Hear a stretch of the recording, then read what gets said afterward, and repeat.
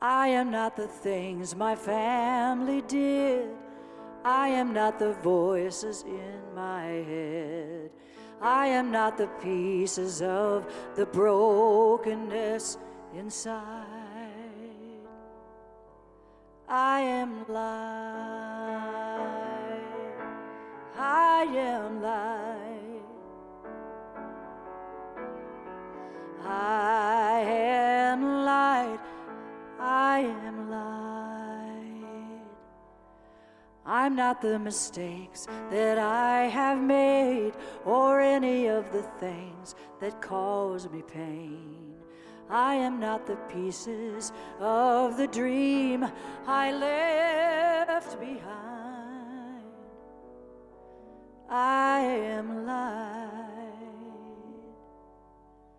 Oh, I am light. I am light.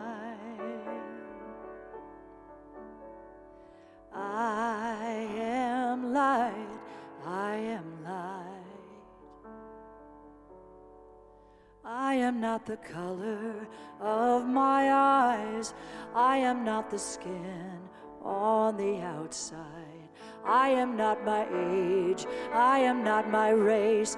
My soul inside is all light. I am light. I am light. Oh, I am light. I am light. I am divinity defined. I am the God on the inside. I am a star, a piece of it all. Oh, I am light.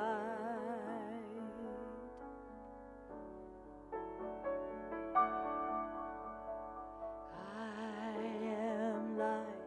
I am light. I am light. I am light.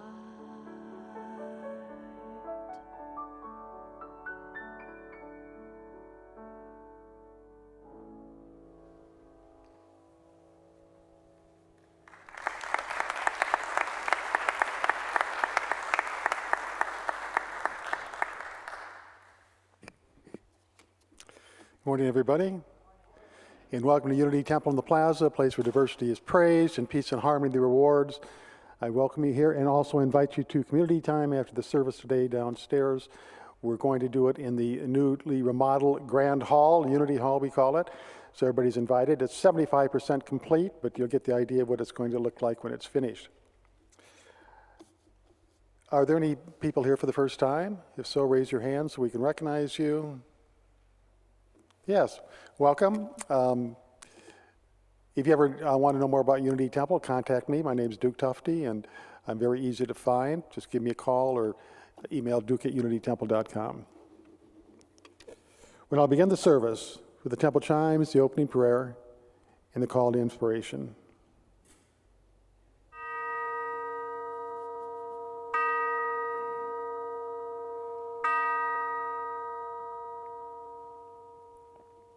Say this with me if you choose.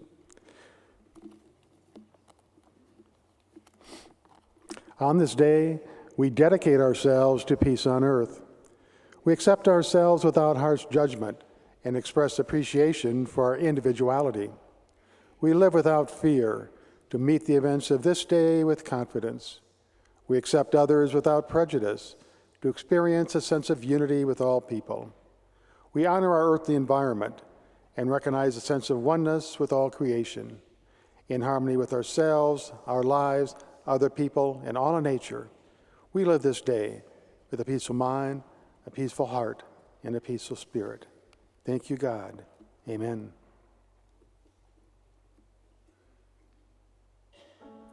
Love is all is love. Love is everywhere. God is all is God. God God is everywhere.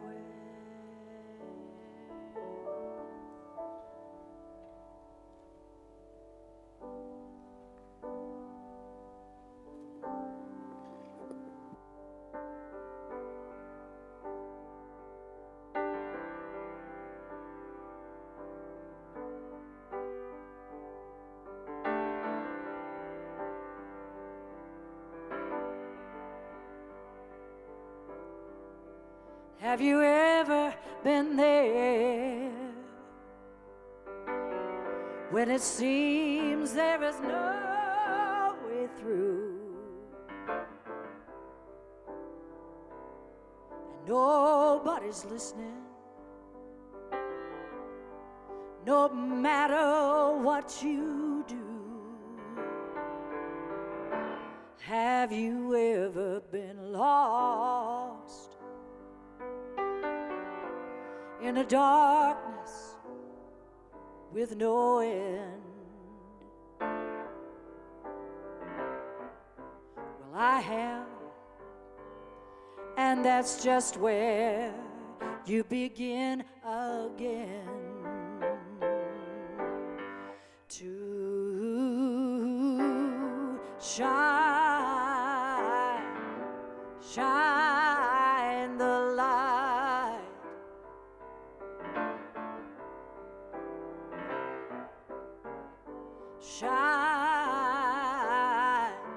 Shine the light.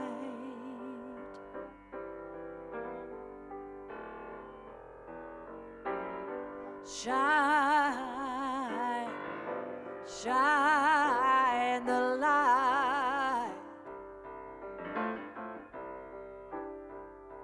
It is always the right time to shine the light.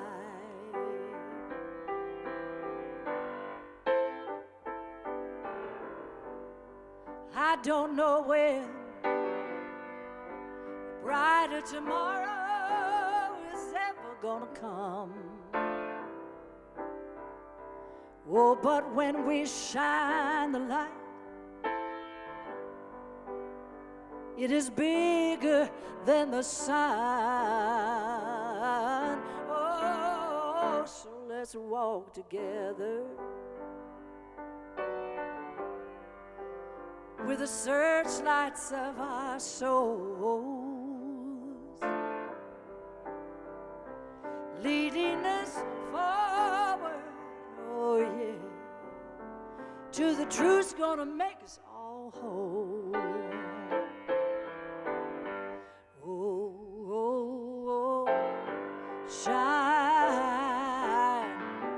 Shine the light.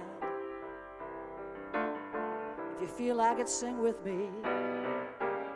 Shine the light. Oh, we're gonna shine this morning. Shine the light. It's always the right time. It is always the right time to shine the light. Oh, yes, it is. It is always the right time to shine your light. Oh, keep on shining. You come too far to give up now.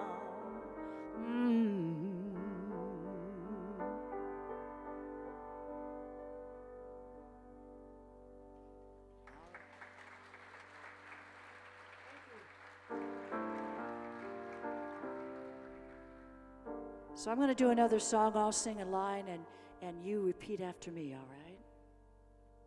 I am a point of light within a greater light. Here we go. I am a point of light within a greater light. I am a point of love within a greater love. Here we go. I am a point of love within a greater love. I am soul within a greater whole. Here we go. I am soul within a greater whole. Let's do that again. I am a point of light within a greater light. I am a point of love within a greater love. I am soul within a greater whole. I am soul within a greater whole. Let's do it one more time. I am a point of light. Here we go. Everybody. I am a point of light within a greater light. I am a point of love within a greater love. I am soul within a greater whole. I am soul within a greater whole.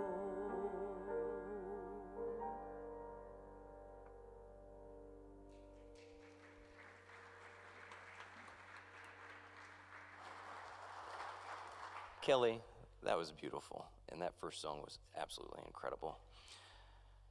So if you guys caught the lyrics to that particular song, it was, I am a light within a greater light.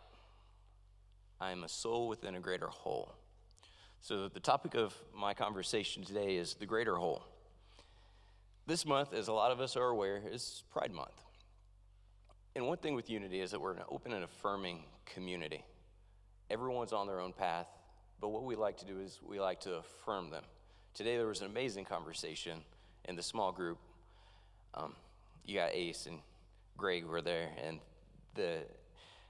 I thought to myself, Ace had to have read my notes for today's talk because it was just on point, and he covered all the topics. I'm like, man, I got to come up with something new. But anytime that we're going through life, especially whenever it comes to judgment and what our placement is, I have a slide, and what it is, it's going to show a box with a lot of little boxes inside of it. And what these little boxes represent are the diverse paths that we all have. So let's just say that your particular religious belief, whatever that may be, then you've got someone else who's across from you who has a different belief system than what you do. You also have someone who has no belief system.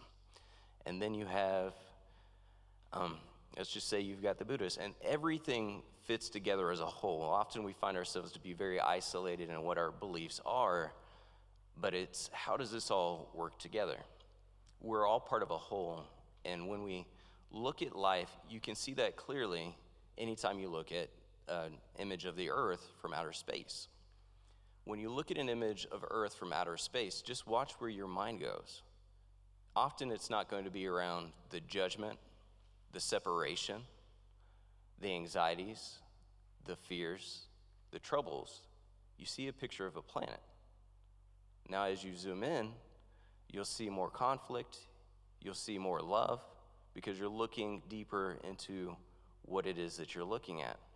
But it all has to go together to create the image of the earth. When we look at our lives, when we look at our bodies, we'll see the exact same thing, which from the outside, when you look at someone that you don't know their story, you don't know anything about them, you just see an individual. There's going to be certain feelings that come up, certain judgments, but it's taking space to say, well, what am I seeing when I look at this person? Am I looking at their sexual orientation? Am I looking at their religious beliefs? Or am I looking at the person as a whole? In life, as you'll find, there's a lot of people who are not looking at person as a whole, and they're looking at little and particular things and saying that they're completely separate and they're completely messed up. But how you begin to grow beyond that is to realize that nothing exists without something else. So why is it that we see their sexual orientation? Let's just say that someone's from the LGBTQ lifestyle. What are you looking at? Are you looking at the individual? Are you looking at their sexual orientation? Are you looking at yourself in that? How does this all fit together? Because wherever you are, it needs to be there for you to have that experience. I've got some amazing people in my life who came from religious backgrounds that were very oppressive to what they were feeling was right for them. And growing up, my mom always said, narrow-minded people are not the best. She used more colorful language, but I thought I always want to be accepting of anyone and any lifestyle that they have. So there's been many times in my life that I'm seeing this conflict go on within the person. Maybe it's with sexual orientation. And I've been like, hey, let's go out to Missy B's, which if you guys are familiar with Kansas City area, that's a very popular gay bar here in Kansas City. And I'm like, I'm cool with it. I've never got hit on there, so I don't know what's going on with that. But I always wanted to create a space to where they feel like, wow, you know, this guy's not being judgmental. He's willing to accept me where I'm at. There's been other times, and this doesn't just apply to a gay lifestyle. Maybe you're looking at religion. There's a time in my life that I was on the board of ECHO, which is the Early Childhood Hunger Operation in Warrensburg. And the executive director, beautiful, beautiful woman, she came from a very RLDS, so Reformed Latter-day Saints. Different kind of belief system. But she was so miserable in her relationship. But that religion said, if you do not stay with this person, you are going to hell. And at first, it may not be a big deal, but after you have 30 or 40 years of practicing a particular belief system, it is extremely hard to change that. Ace had an expression this morning. What was it? It was reps and repetition? Yeah. Sets and reps. Sets and reps is what he said.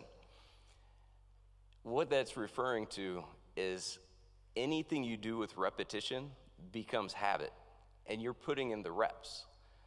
We see people doing this all the time. They're not even aware that they're working out, but maybe it's in little judgments of they see something, they don't approve of it, they point it out. Well, guess what they just got a little bit stronger at doing? Being critical of whatever it is that they just witnessed. What does that do for the individual that they're criticizing?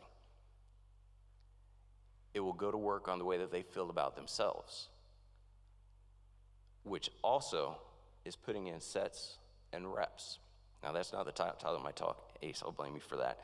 But anytime that happens, you're doing the repetitions.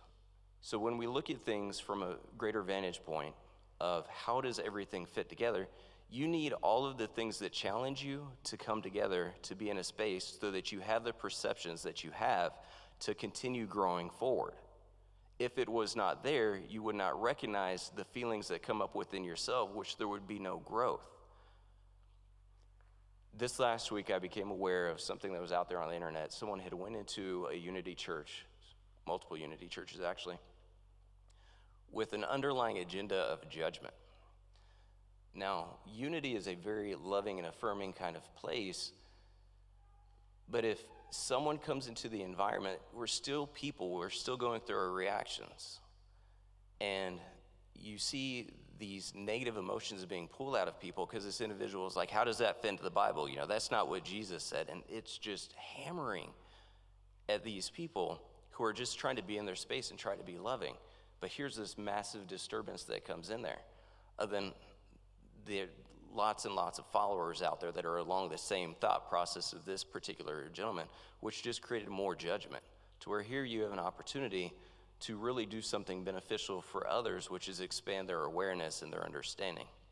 So even whenever it comes to personal identities, whenever it comes to sexual orientation, what are we doing to affirm people? Are we genuinely meeting them where they're at, or are we exercising criticism? When we look at the Unity community, this should always be a place where people can come and feel okay with who they are, regardless of what their belief system is, regardless of what their sexual orientation is, regardless of what their thoughts are on politics, this is a space where you can come and practice being you. Now, it doesn't mean come and disturb the environment by fully expressing things that create a disturbance. I hope your level of awareness is greater than that, because I'm sure that you've seen people who go into an environment that's perfectly calm, but then all of a sudden it's an underlying thought process that gets thrown out there, and it just really disturbs everyone else.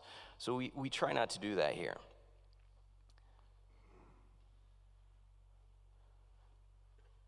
There was an expression that I came across this last week. It was, love is the feeling of this shared experience. So explore that for a moment. Love is the experience of this shared experience. Now I want you to zoom out a little bit and look at life. Look at over the last month. I hope all of you avoid the news like the plague, because it's not necessarily good for your psyche or well-being. But if you've observed anything that's created discomfort in you, where did that come from? You are all teachers. Another thing that came to my mind today is I'm sitting there and I'm looking at Ace, I'm looking at Greg, I'm looking at Duke, and I look at all of you and I'm like, how amazing is it to be in a space that so many people are so far along on their spiritual path? I am blessed to be up here, to be able to share some things with you, but I look at each one of you as a teacher. And through that journey of your own understanding, there is so much value that you've already accumulated. Here we come to a place where we can share that. But when you're looking at these things that create conflict, are you looking at it from a higher vantage point? Or are you allowing them to pull you down into where their level of thinking is? What is the highest value in Christianity, in Buddhism, in any religion? It's love. Am I looking at what just happened from a highly judgmental space, or am I looking at it from a view of love? Not everyone's going to have the perspective that you do and be able to witness the difference between what I'm feeling in this moment and what's happening in the moment. Because what you're experiencing is not what is really going on. That's just your limited perception of what you're experiencing, and it's important to acknowledge that because it's your experience. But when you take a step outside of yourself, you can see a bigger picture. Going back to that earth example, when you zoom in on earth, you will see conflict, you will see love, you will see miracles, you will see disasters. When you zoom out, you see the whole picture, which then it's peace, depending on what your label is. If you decide that you want to label it as, oh, that's chaos, when you look at the earth and say, that's chaos, that's the choice that you are making as an individual. I want you to ask yourself, well, how does that make me feel? Do I like this feeling? If you like the feeling, wonderful, continue. But if anything inside of you says, I don't really like this feeling, what would you think you should probably do? What's that? Step back, make a change, shift your perspective. There's an old expression that says, a problem can't be solved by the same mind that created it. How can you begin to expand your mind? We come here on Sundays or throughout the week whenever we have classes to really begin to expand our understanding of something. Because when we shift that perspective, everything begins to shift, which is also an extremely important practice as we continue down our path of life. In AA, I believe it was a publication called Guideposts. Are you a guidepost or a warning sign for people in your life? When people come across you, and we can look at this whenever we see someone applying judgment. So let's just say that you're in the gay community and or transgender community, and someone comes up to you and is looking at you saying, the Bible doesn't say that. Are they a guidepost or are they a warning sign of maybe I shouldn't continue in the direction that this person's in? Not the lifestyle, because that's not the question. The question is this the type of person to where I want to be in their realm of influence, or do I need to get away from this person? I hope and I encourage you all to become guideposts for other people in your life. What does that mean? It means when they come into your sphere of influence, when they come into your space of understanding, that they see something that helps illuminate or guide them further along their path to where they can find their true identity. And what is the true identity? The truest identity is that of love. that we are all part of a whole, that everything has to be a part to create the whole. And am I practicing the ability to teach others that, or am I teaching them that, oh, you're separate? Ugh, heaven, I know you want to go there, but based off your lifestyle, I don't know that you've made the qualifications. At a Catholic service I was at yesterday, once again, I heard the priest say that now they've gone to be with the saints. We hope that they get to go on to something better, but there's no guarantee. But maybe the saints will decide. And I'm just like, the guy just died. Like, you haven't talked about him at all.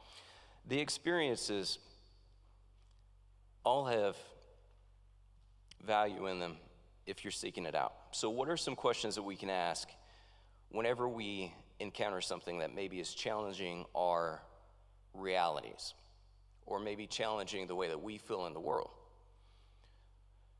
Because I want you each to have some tools once we leave here. Because like I mentioned earlier, you're each teachers and you're each students. Oh, what could I ask? Well, is this the truth? And what is my truth based off of? Or if someone's coming at you with aggression, hostility, a lot of judgment, you could say, is this the truth, or is this just their truth? Before I came in today, I wanted to have on some bright, colorful glasses, so you have to use a little mental imagery right now. That I have on pink glasses. And you look at me and you're like, why does he have on pink glasses? You go to Duke. Duke, why does he have on pink glasses? And then you start having a conversation with me, and I seem not to notice. Now, you from an observer standpoint realize I have on glasses. But you might also be looking at me from an elevated standpoint, because maybe we all have on glasses. And in a way, we do all have on glasses of the way that we perceive the world. So then you say, well, Rory, do you realize that you're wearing glasses? I say to you, well, what are you talking about? I'm not wearing any glasses, but yours are all messed up. Like, Greg, what are you doing, man? Why are you wearing those blue glasses? Blue glasses aren't the way to go. My pink glasses are the only way to go. Do we witness how some people do that whenever it comes to religion? That your way, that's not the right way. My way is. And then they begin the debate of, well, you know, according to this over here, this is what it says. And so basically what they're saying is that they're not saying, well, look at it from, let's just say you have on blue glasses. Don't look at this scripture from your pink glass standpoint. You need to look at it from my blue glass standpoint, because anything outside of my blue glasses is incorrect. But then you have the teacher, maybe it's Ace. Ace comes along and he has on no glasses and he's like, hey guys, in his cool, relaxed style, and he says, do you guys realize that you're both wearing glasses? Now we must have someone who attends Unity. He's looking at things from a greater vantage point, in a way. Okay, so there's lenses on that as well. But I hope you get this visual of, if you can take off the glasses and realize that other people are wearing glasses, you begin to perceive things differently, and it won't disrupt your peace as much as if you are suddenly forcing yourself, because this person is on blue glasses, that you're like, I'm going to have to defend myself based off of their perception. And that drives me nuts. Whenever it comes to Scripture, if someone's like, this is what Scripture says. They are wearing glasses so thick and so heavy, they have no idea they've just done that. And now they can't even see that there's other glasses that read the same book that have different understandings. Your role as a teacher and as an experienced person along this journey is to just help other people realize that they're wearing glasses. Maybe to give them a different set of glasses to view it at. It's not to say that ours is right, because we don't know. But what do we know? Is that we all are in this journey together, and that we're all expanding inside of this journey together. And it's not that there's something outside of us that we have to seek, because often we'll see people who are painting the image of like, the only way that you're going to find salvation is through Jesus Christ. If you don't find Jesus Christ, then you're an abomination going to hell, and anything like that, which is not the way that Jesus would have ever done that. And I really like, as we have these conversations of exploring, what did the spiritual teacher say? Jesus was always about turning inward, not saying it's all outside of you. Everything that he always tried to do was always reminding people that it's within you and that you're loved and that you're okay.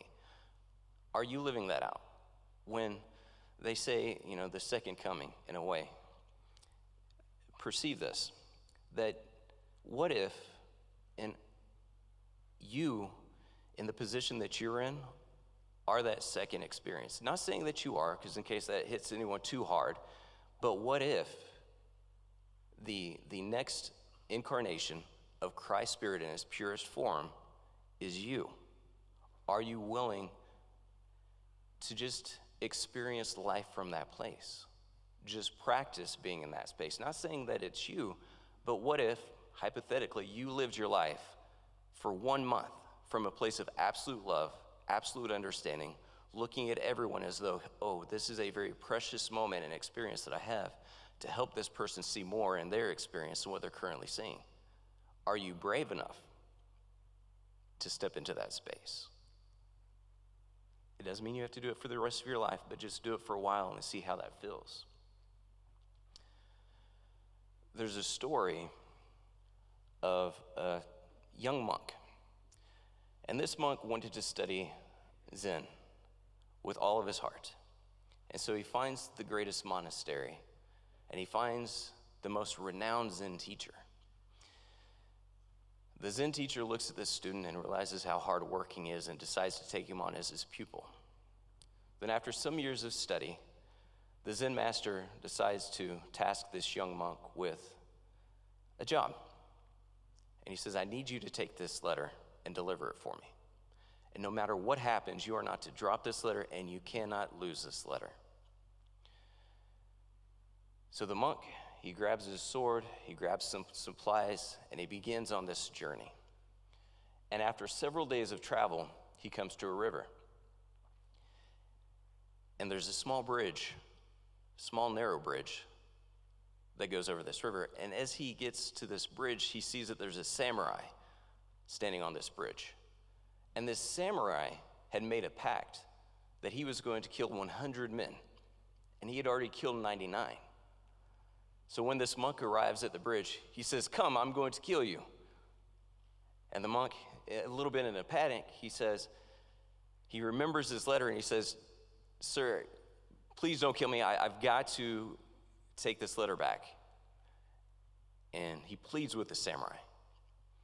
And the monk says, I will come back and I will take my sentence. I will face this challenge.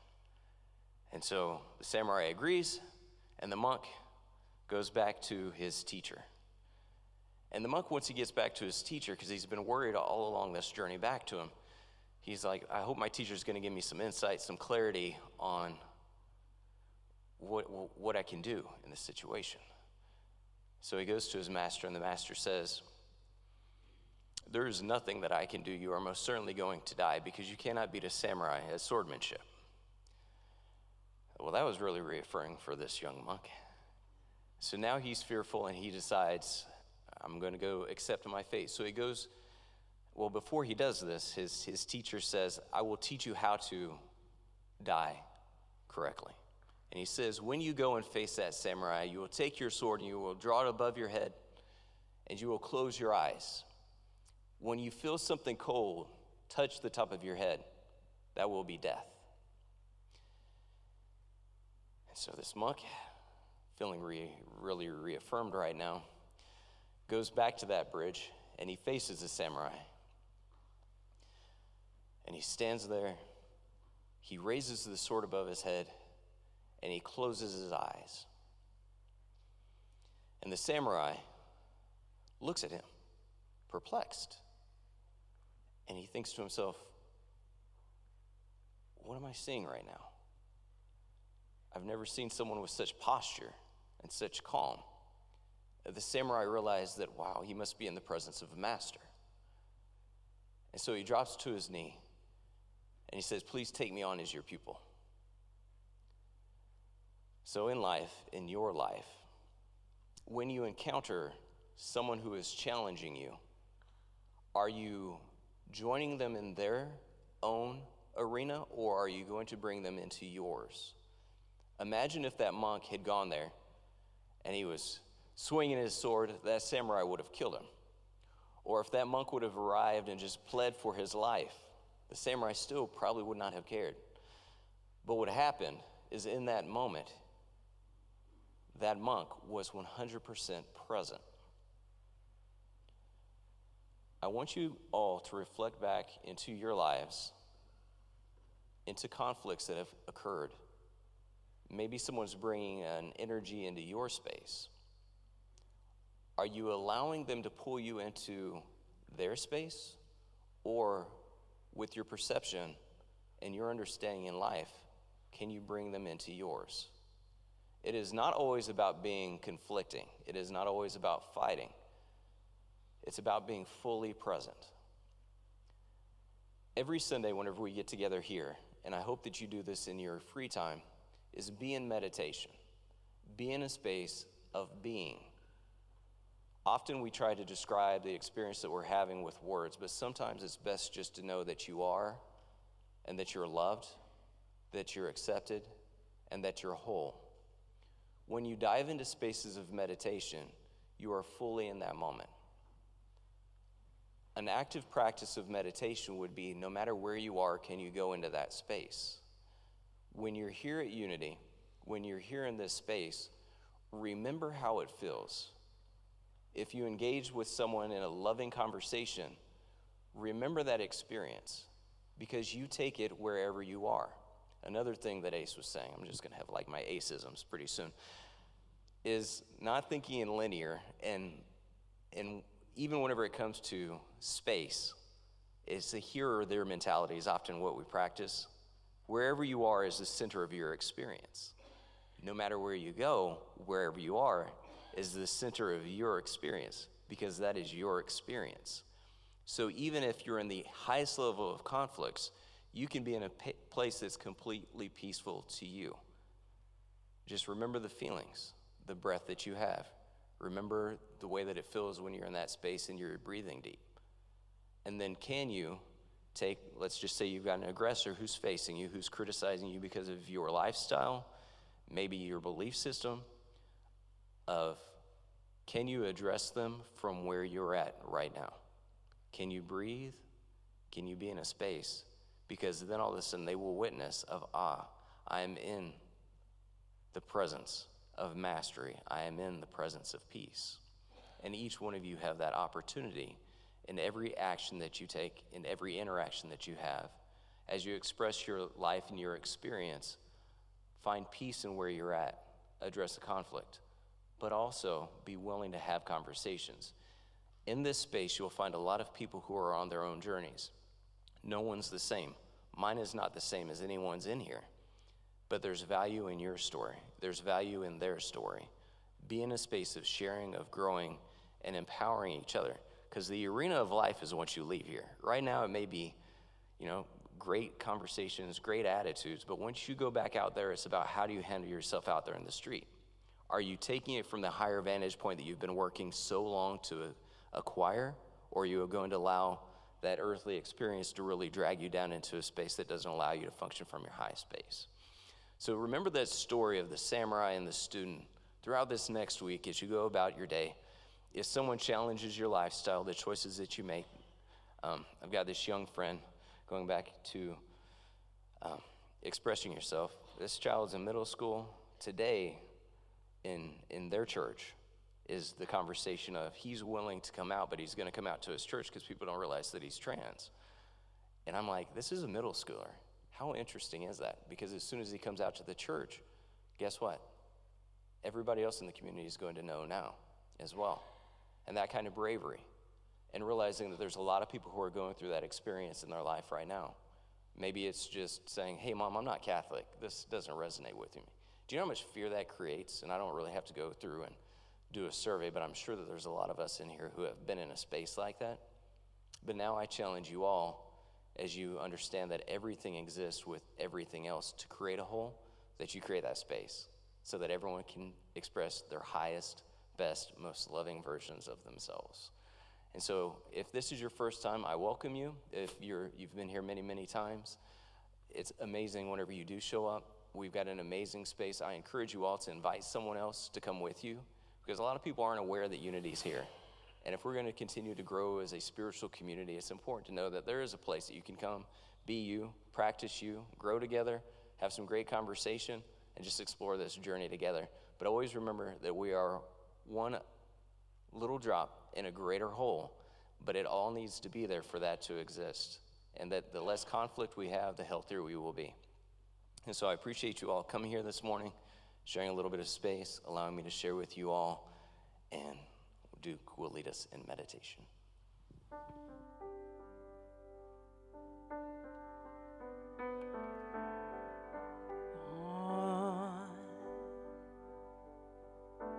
On a day like this, it all comes clear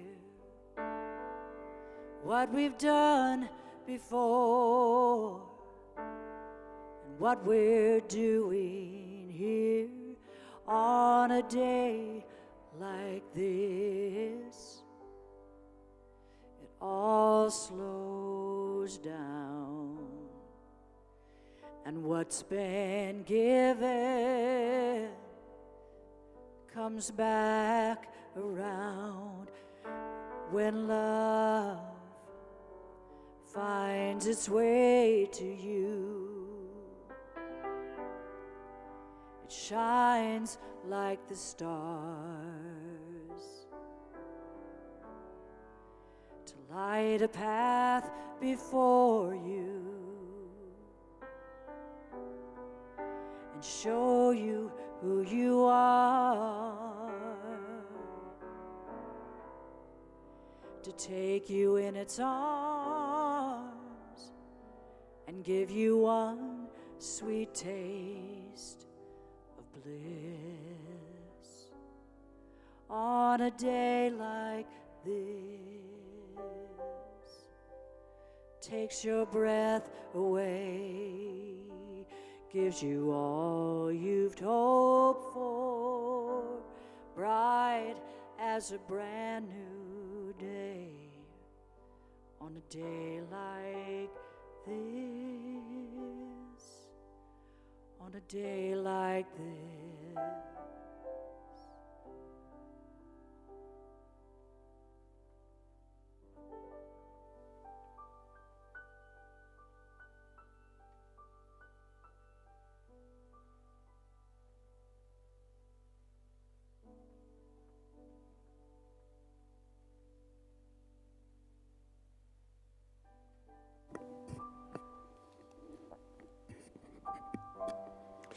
As we move into meditation, take a moment to make yourself comfortable in your seat. And just kind of move your body around until you find the perfect way to sit. And take a deep breath, and as you do, hold it for just a moment or two. And then as you exhale, feel your entire body becoming relaxed, at ease, and at peace. And for a moment or two, just breathe in, hold it for a moment, breathe out. And as your mind begins to slow down, your thoughts begin to slow down, and you become more and more at peace.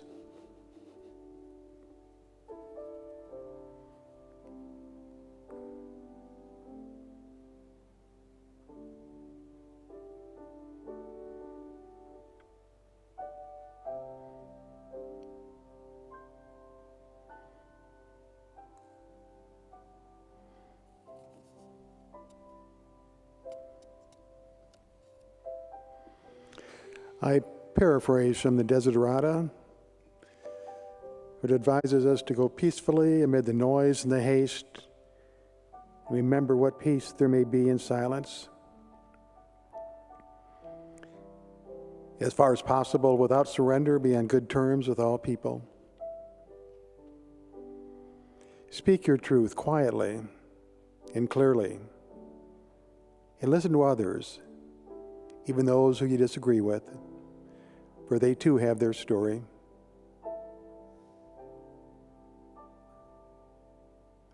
Enjoy your achievements as well as your efforts. Keep interested in your life.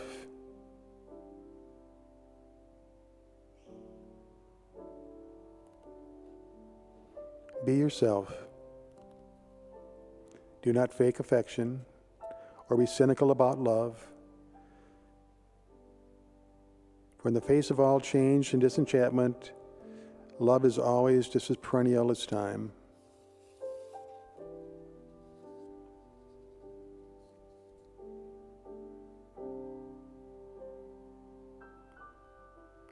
Be open to the wisdom of the ages. Gracefully surrender those thoughts and feelings that do you no good.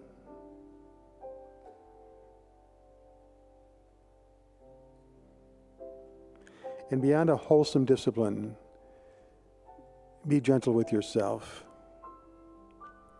For you are a child of the universe, no less than the stars, the sun, and the moon, and you have a place here. And whether or not we are clear about it, the universe is unfolding as it should. Therefore, be at peace with God.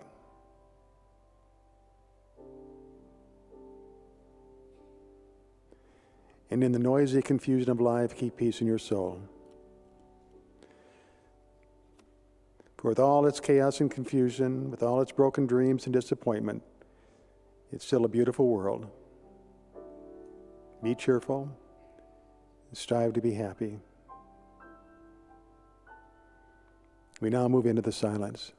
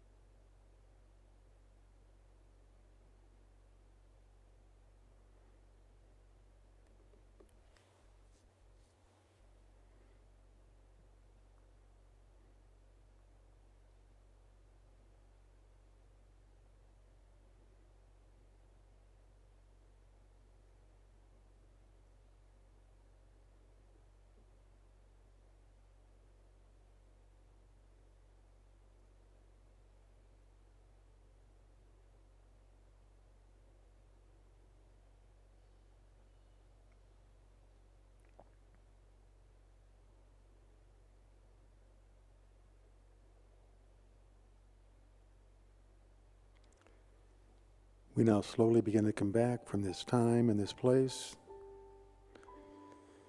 We leave the meditative state and move into our active life. And as I speak these words, please make them your own and say them back to yourself. A peaceful mind. I am at peace with all the situations and circumstances in my life.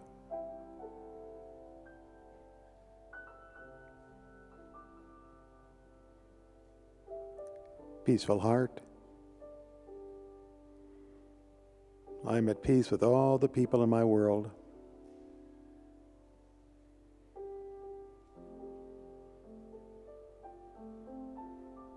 And peaceful spirit.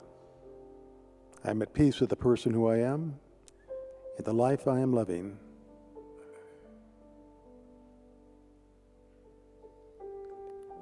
And so it is.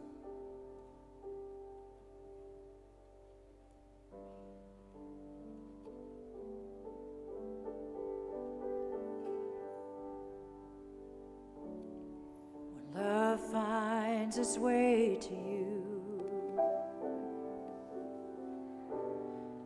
it shines like the stars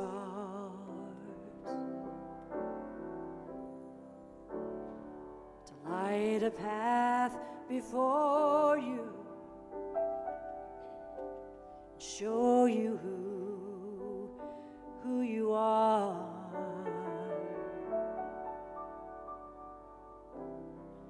To take you in its arms and give you one sweet taste of bliss on a day like this.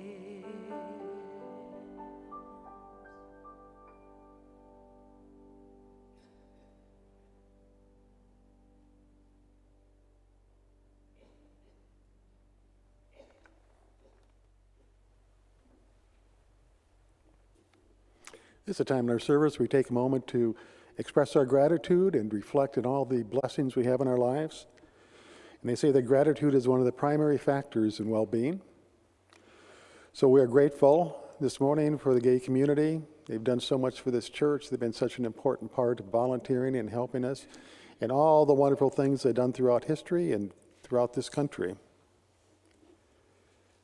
I give thanks for Unity Temple on the Plaza. It has blessed me, get me moving forward, reminded me of the right path.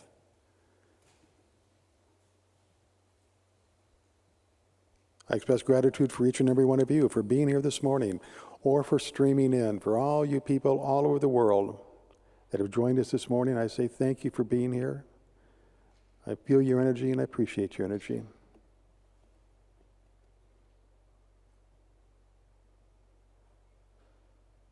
I now give this offering to further the work of Unity Temple on the Plaza.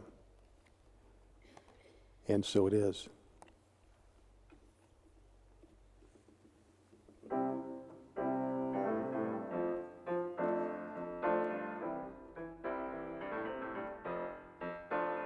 If you're ready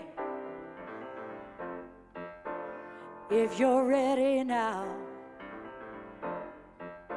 if you're ready, come on and go with me. And no hatred, come go with me. We'll be tolerated, come go with me. Peace and love, come go with me. Flow between the races, come go with me. You know that love is the only transportation to where there's total communication. If you're ready,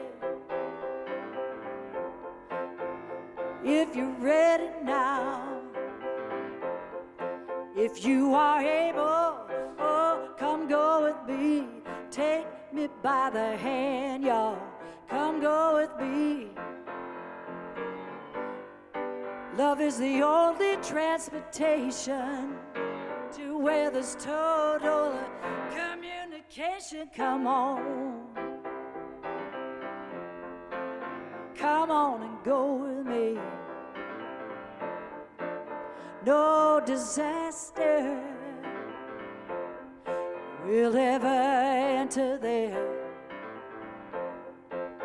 and no wars will ever be declared there. Oh, now love is the only transportation to where there's total communication. Come on. Get ready now, come go with me. If you are able, come go with me. Take me by the hand now, come go with me. All around the world, ooh, come go with me. every boy and girl now, come go with me. Come on, come go with me. Come go with me. All right.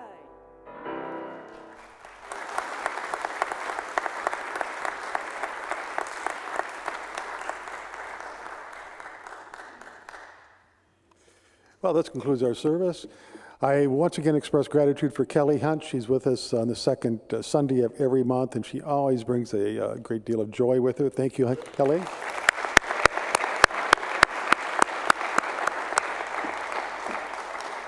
And I thank Rory for the wonderful message. And just for a moment, I'd like us all to reflect on a person named Lynn Snowden. Lynn passed about 4 months ago. He's a good man, lived a good life, did a lot of good for a lot of people. His celebration of life today, his brother Phil is here, and he's going to be speaking at his service. So we hold Phil in our minds, and we know that Lynn is on his way, and he has arrived at the place where we all go, a place of bliss. We end the service with the prayer for protection. I invite you to say it with me if you choose. The light of God surrounds us. The love of God enfolds us. The power of God protects us. And the presence of God watches over us. Wherever we are, God is, and all is well.